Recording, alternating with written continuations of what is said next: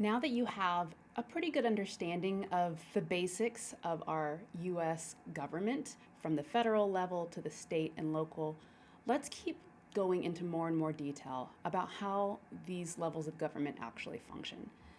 So, in this lecture, we're going to talk about the allocation of authority, what each level of government can do, and what each branch does. And we're going to get more specific in how regulation actually happens. Regulation in the United States is actually a pretty complex process. It occurs across multiple branches within a level of government, and it also happens across multiple levels of government, from state to federal and also local as well. So regulations shape a lot of our lives here in the United States. Regulations on health, regulations on employment, regulations on transportation, regulations on the environment. They impact us every day. Regulation is driven by congressional laws. Congress passes laws which are big, broad policy frameworks, but they don't include a lot of detail into actually how to accomplish that policy.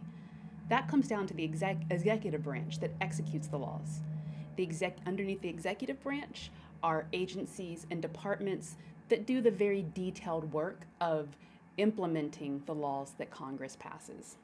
So let's take a look at actually the agencies and departments that exist at the federal level. It's a lot.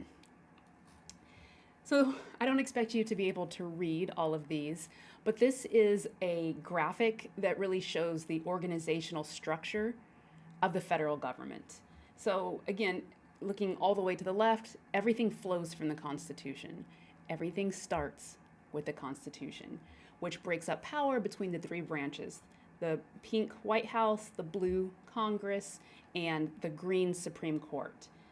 And you'll notice that most of these agencies and departments, which are listed on the right, there's a lot of them, fall under the province of the White House, under the province of the president. So these agencies are created by Congress, but they are run by the executive branch. So, like I said, it's a lot. The two agencies we'll probably focus on the most when we get into really detailed transportation regulations are the Department of Transportation, which is one of the departments of the White House, and the Federal Communications Commission, which is one of the agencies created by Congress and run by the executive branch. So there's a lot there. Let's talk about how we're going to discuss all of the aspects of regulation. So we'll start out, like we always do, at the top, at the federal level. We'll take a look at the agencies that we just saw. Not all of them. We won't go through every single one of them. But we'll generally discuss agencies, how they get their power, and how they actually work, as well as departments. Then we'll turn to the legislative branch at the federal level, and we'll look at Congress. As we know, Congress passes laws. How does that happen? What else does Congress do? Once we talk about federal regulation and you have a good understanding, we'll turn to the state side of things.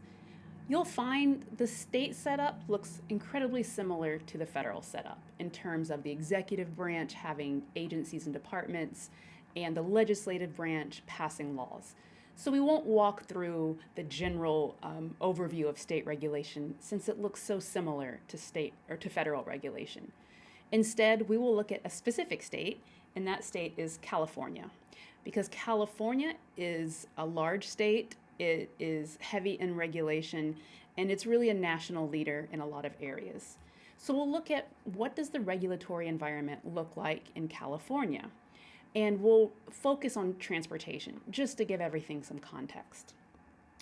And then we'll look at one of their more prominent agencies, the California Air Resource Board, to see, okay, what exactly does an agency do?